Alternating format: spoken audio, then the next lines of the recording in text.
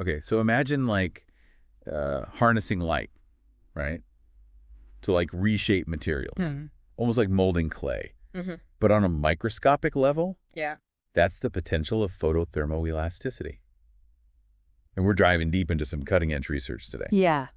That's exploring how light heat and stress Yeah. can be used to tweak semiconductors, Right. paving the way for like super efficient solar cells and next-level electronics. Yeah. And what's really fascinating here is that we're not just talking about like superficial changes, Right. Light can actually alter the very building blocks of these materials, leading to some pretty remarkable shifts in their properties. So no more just switching colors in the sun, right? Mm, We're talking about a fundamental change in how these materials behave. exactly. I was reading about optical tweezers, which use light to move tiny objects. Yeah. It sounds like photothermoelasticity is playing in the same ballpark. Yeah. But instead of moving things, it's actually restructuring them from the inside out. Yeah, that's a great comparison. And the research team at Zagazig University, led by Mohammed Fateh Othman, Okay. is focused on fine-tuning these light-induced changes to make solar cells far more effective at converting sunlight into electricity. Hold on. How much more effective we're talking? Is this like a small boost, or could this be a real game changer? Well, their research published in Frontiers of Yeah. Optoelectronics suggests that we could be looking at a substantial increase in efficiency. I'm talking about potentially doubling or even tripling the amount of energy we can squeeze out of solar cells. Wow. That's not just a tweet, that's a total transformation. Yeah. You mentioned they're focusing on semiconductors. Yeah. Can you break down exactly what's happening at the material level? Okay, so picture this. You shine a light on a semiconductor. Okay. This light carries energy which is absorbed by the material, causing it to heat up and expand ever so slightly. Now, this isn't like watching a balloon inflate. We're talking about changes on an atomic scale. Right. But these tiny shifts can have a massive impact on how the material behaves. So it's like a domino effect. Tiny changes at the atomic level trigger bigger changes in how the material interacts with light and energy. Precisely. And by understanding these interactions, researchers can essentially tune the material to be more efficient at converting sunlight into electricity. Imagine a solar panel that can absorb a much broader spectrum of light, capturing energy that would normally be wasted. Okay, that's starting to make sense. Yeah. But how do they actually control these tiny changes? Mm-hmm. Are they literally using some kind of microscopic laser to rearrange atoms?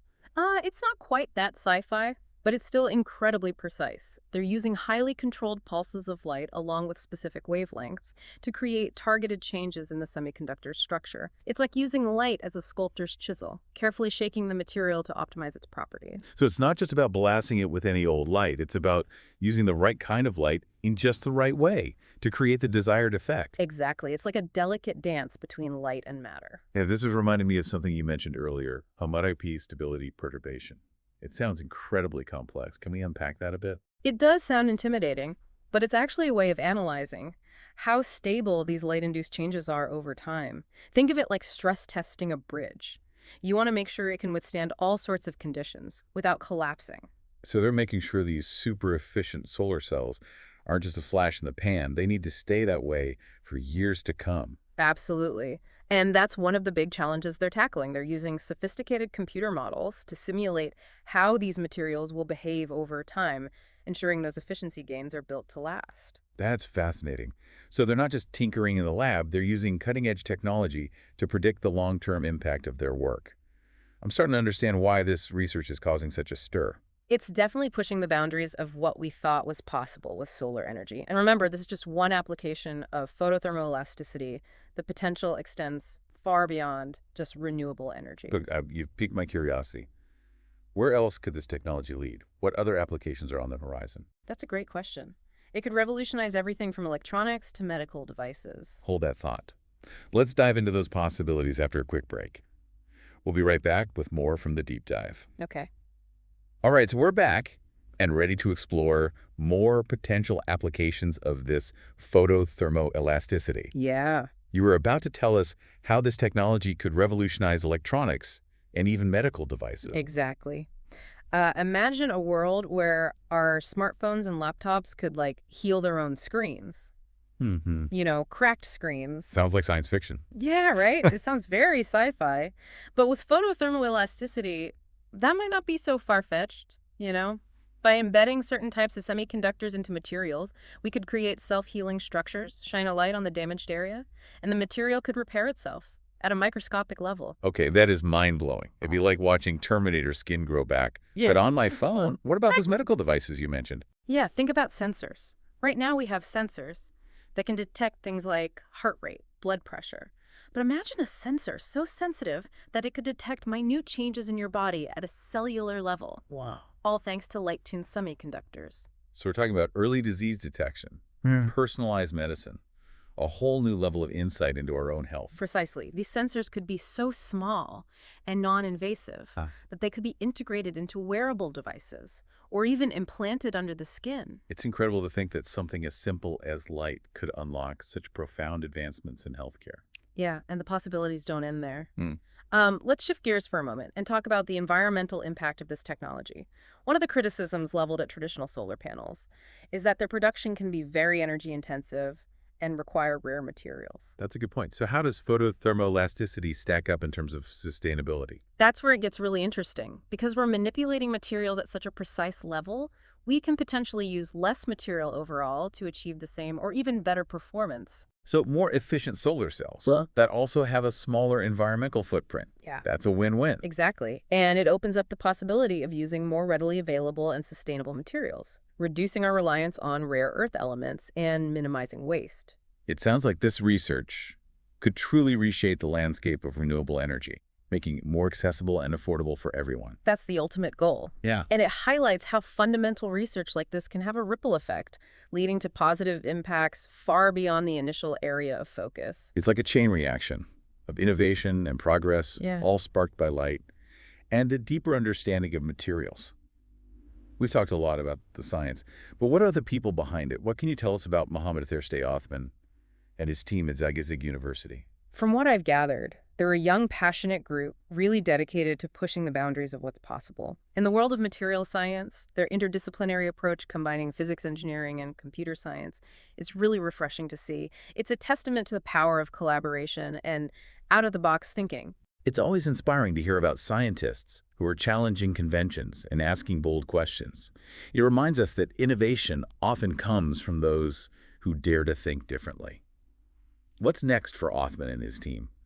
What are some of the future avenues they're exploring? Well, their research in frontiers and optoelectronics outlines some fascinating next steps. They're planning to delve deeper into the stability of these light-induced changes, ensuring they can withstand the test of time. They're also looking to expand their research to a wider range of semiconductor materials. So they're not resting on their laurels. They're already forging ahead with the next phase of their research, searching for even more efficient and sustainable solutions. Exactly. It's clear that they're not just content with incremental improvements. They're aiming for a paradigm shift in the way we harness energy and design materials. It's like they've opened up a whole new toolbox for manipulating matter, with light as their primary instrument. And who knows what other tools they might discover along the way. The future of materials science is wide open, and it's thrilling to think about the possibilities that lie ahead. It certainly makes you wonder what other hidden secrets of the material world are waiting to be unlocked. It does, and that sense of wonder is what drives scientific exploration. But let's not get ahead of ourselves. We still have much to uncover about photothermoelasticity and its potential. You're right. We Mm. need to stay grounded in the research while keeping our eyes open to the bigger picture. Exactly. And speaking of the bigger picture, there's another fascinating aspect of this research that we haven't touched on yet: the philosophical implications. Ooh, I like where this is going. Let's dive into that philosophical rabbit hole after we take a quick break. Okay, we're back, and I'm ready to explore those philosophical implications you mentioned. You know, it's not every day we get to ponder the deeper meaning of material science. Yeah, it's easy to get caught up in those technical details, but I think there's something profound about our growing ability to manipulate matter at such a fundamental level. You know, it strikes me that we've gone from observing the world around us to actively shaping it. We're not just discovering new materials, we're essentially composing them, like writing a new symphony of matter. What a beautiful way to put it. And with photothermoelasticity, light becomes our conductor's baton, guiding the arrangement of those atomic notes. It makes you wonder, where does the boundary lie between discovery and creation? That's a question that has puzzled philosophers and scientists for centuries. Are we simply uncovering what's already there, or are we actively shaping reality with our tools and technologies? It's a fascinating debate. And I don't think there's necessarily a right or wrong answer. But what this research highlights is that our understanding of the material world is constantly evolving. What once seemed fixed and immutable is now proving to be malleable, responsive to our interventions. It's like we're realizing that the universe is more of a conversation than a monologue.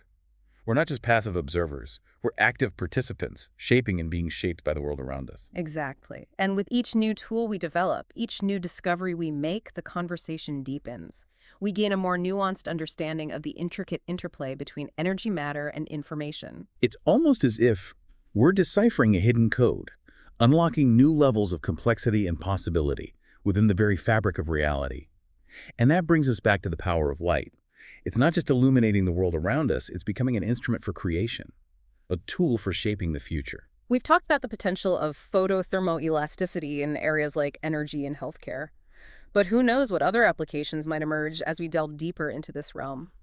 Imagine using light to manipulate materials in ways we can't even conceive of yet, leading to breakthroughs in fields we haven't even imagined.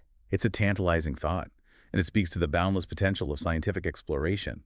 Each new discovery opens up a vista of possibilities, pushing us to ask bigger questions, to challenge our assumptions, and to keep searching for the next breakthrough. You know, one of the things that excites me most about this research is that it reminds us that we're still at the dawn of the age of material science. There's so much more to learn, so many more mysteries to unravel. It's like we've just scratched the surface of what's possible.